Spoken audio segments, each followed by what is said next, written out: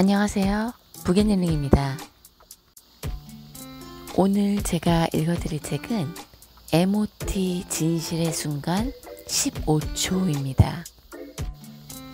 지은이 얀 칼슨 1941년 스웨덴 뉴셰핑에서 태어났다. 1967년 스톡홀름 대학교에서 MBA를 받은 후 스웨덴의 최대 여행사인 빅레소르의 프로덕트 매니저로 입사했고 이후 마케팅 책임자로 일했다. 제1차 석유파동으로 패키지 여행 시장이 크게 위축된 1974년 32세의 젊은 나이로 빅레소르의 사장이 되어 침체에 빠진 기업을 빠른 시간에 되살려냈다.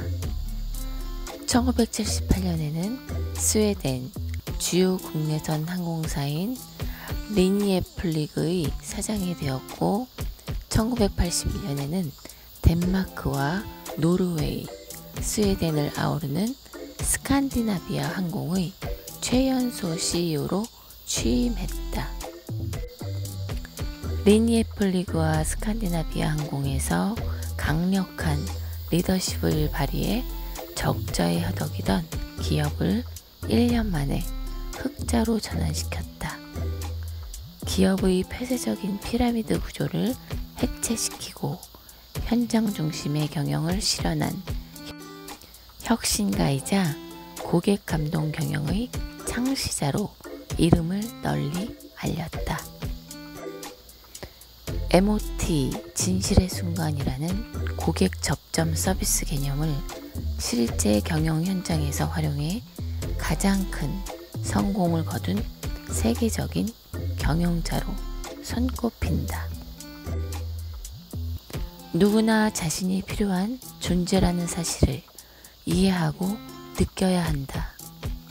모든 사람은 개별적인 존재로 대우받기를 원한다. 직원들에게 자유를 주라. 스스로 책임을 지게 하라. 그들 안에 숨겨져 있던 놀라운 힘이 발휘될 것이다. 그들에게 필요한 정보를 제공하라.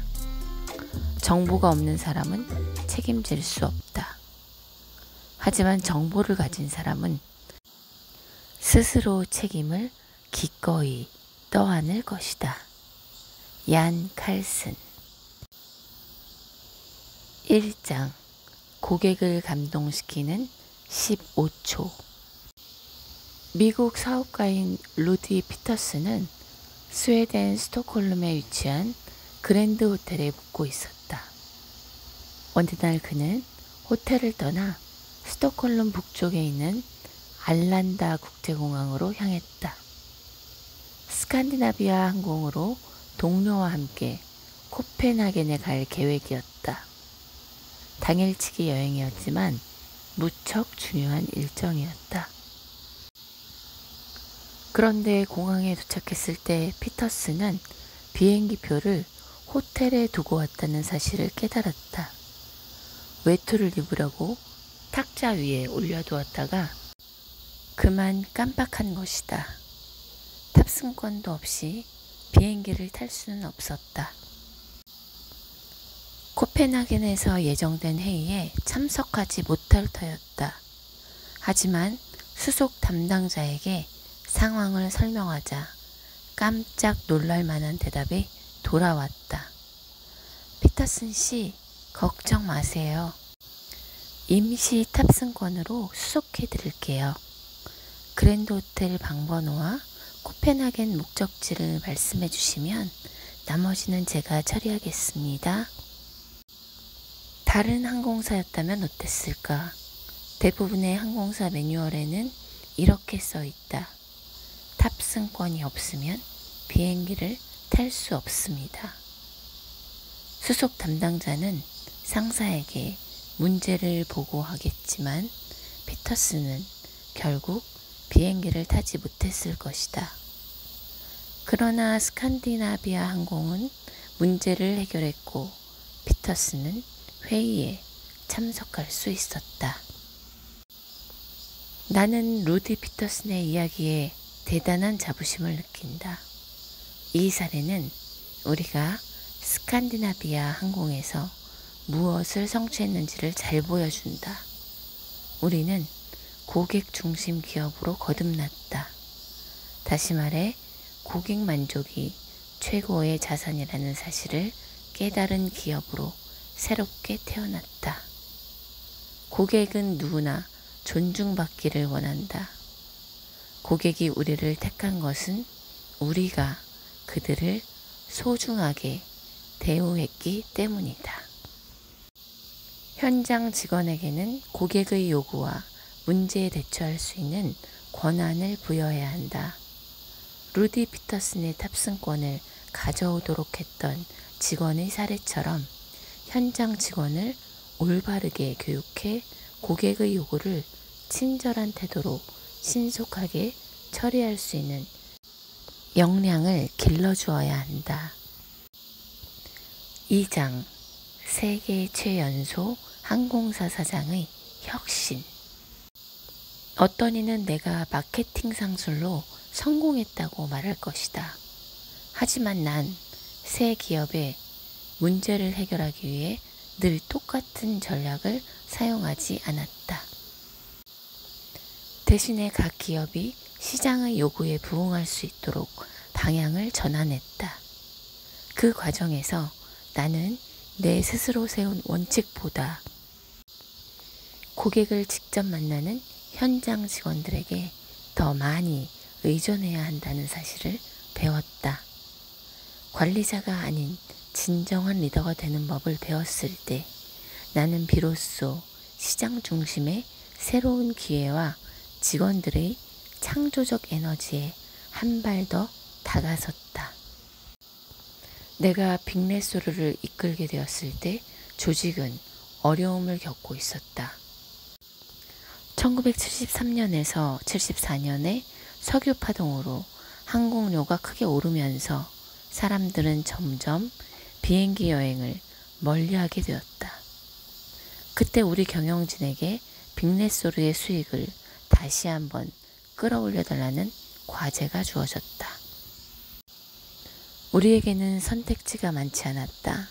빅레소르 같은 여행사의 주요 업무는 항공사 및 호텔과 계약을 맺고 리조트에서 서비스 센터를 운영하면서 여행을 비롯한 다양한 활동을 개발하고 그것을 패키지 상품으로 묶어 고객에게 판매하는 것이었다. 여행사의 수익은 비용에 크게 좌우되었다. 패키지를 구성하는 요소에 비용이 많이 들수록 수익이 떨어져 적자 위험이 높았다. 반대로 비용이 적게 들수록 위험은 낮아졌다. 제조업 경영자는 시장이 침체기에 접어들면 서비스 수준을 낮춘다. 이런 방식은 매출 감소를 비롯한 심각한 문제로 이어질 수 있다. 그래서 우리는 서비스와 관련 없는 비용만 줄이기로 결정했다. 비용을 급속도로 삭감하진 않았다. 대신 조직을 재편해 유연하게 만들고 시장이 회복될 때를 대비해 더 많은 고객을 받아들일 준비를 했다. 마침내 시장이 회복되었다. 우리는 유연한 조직 덕분에 새로운 고객의 수요를 쉽게 받아들였고 수익을 끌어올려 위기에서 빠져나왔다. 내가 사장으로 취임했던 첫 해에 빅레소르는 역사상 최고 수익을 기록했다. 3장 비용을 줄이는 것보다 중요한 것. 수익이 가장 중요한 요소는 아니다. 비용을 더 삭감했다면 8천만 달러와 훨씬 넘는 수익을 올렸을 것이다. 하지만 그것은 단기적인 해결책에 불과했다. 서비스 품질의 저하로 승객의 불만이 커졌을 것이고 직원의 사기는 위축되어 시장 점유율마저 떨어졌을 것이다. 중요한 것은 우리가 시장과 고객뿐 아니라 직원에게 투자함으로써 새로운 차원의 수익성을 달성했다는 사실이었다. 1980년에 스칸디나비아 항공의 CEO로 와달라는 제안을 받았다. 나는 스칸디나비아 항공에 필요한 것이 무엇인지 알고 있었기 때문에 제안을 흔쾌히 받아들였다. 당시에는 항공산업 전반이 위기를 겪고 있었다. 주요 항공사들은 매년 시장을 확장했지만 70년대의 석유 파동으로 승객 수와 화물 규모가 정체되기 시작했다. 덴마크, 노르웨이, 스웨덴 정부와 민간 기업이 공동으로 지분을 소유한 스칸디나비아 항공은 17년 연속 흑자를 내며 성공의 역사를 자랑했다. 하지만 최근 2년 동안 상황이 악화되어 곧 2천만 달러의 손실을 눈앞에 두고 있었다. 이는 스칸디나비아 항공 기준으로 심각한 규모였다. 모두가 변화의 필요성을 느끼고 있었다. 처음 시장이 정체되었을 때 스칸디나비아 항공의 경영진은 매출을 더 이상 늘리기는 힘들다고 판단했다. 그래서 비용 절감에 집중했다.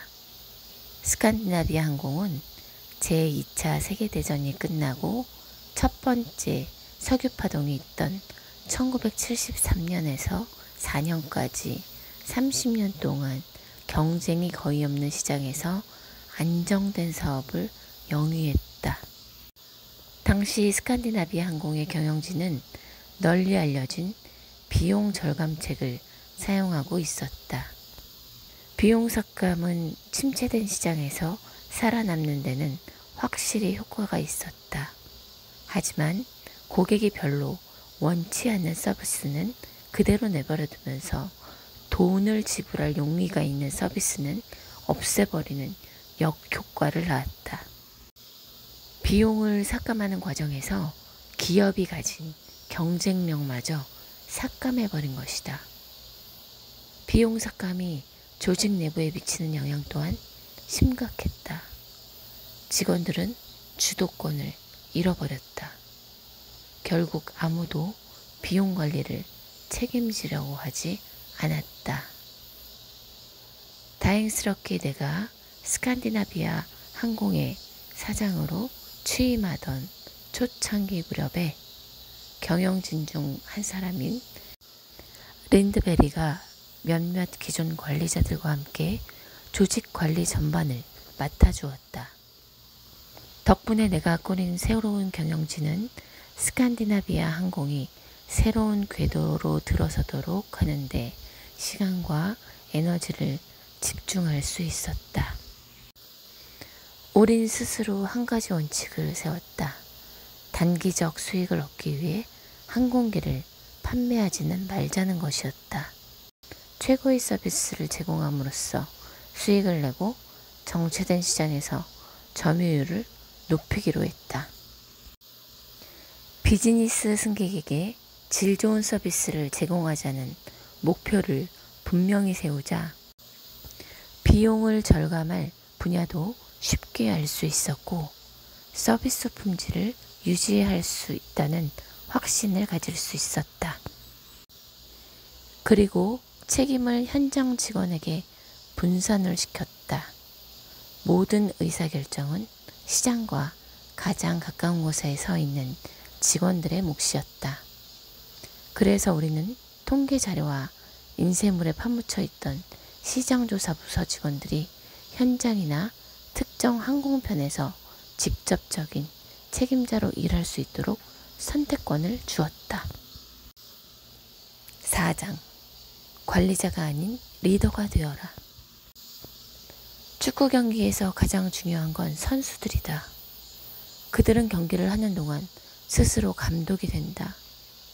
어떤 선수가 텅 빈 골문을 향해 달려나가다가 갑자기 공을 버리고 감독에게 달려와 지시를 요구한다고 상상해보자. 다시 공을 찾으러 돌아가기도 전에 공을 놓치는 것은 물론 게임에서도 지고 말 것이다. 나는 개별적인 의사결정이 조직의 상층부가 아니라 실질적인 책임을 지고 있는 지점에서 이루어지려면 책임을 조직 전반에 분산해야 한다고 생각했다. 우린 그런 조직을 구축했으며 관리자들이 이러한 철학에 따라 업무를 처리하길 기대했다. 전통적인 기업의 관리자와 고객 중심 기업을 이끄는 진정한 리더의 차이는 분명하다. 리더는 정보를 취합하고 업무를 처리하기 위한 기반을 마련하기 위해 그 자리에 있는 것이다. 그러므로 리더는 일상적인 업무에 대한 책임을 효과적으로 분배할 수 있는 시스템을 구축해야 한다. 경영자에게 요구되는 자질은 전략적 사고 능력이다. 이는 헬리콥터 센스라고도 한다. 세부 사항을 위에서 내려다보면서 전체적인 지형을 파악하는 능력을 말한다. 변화를 이해하고 지시하는 역량은 유능한 리더십에서 필수 요소다. 6장 책임을 나누어라.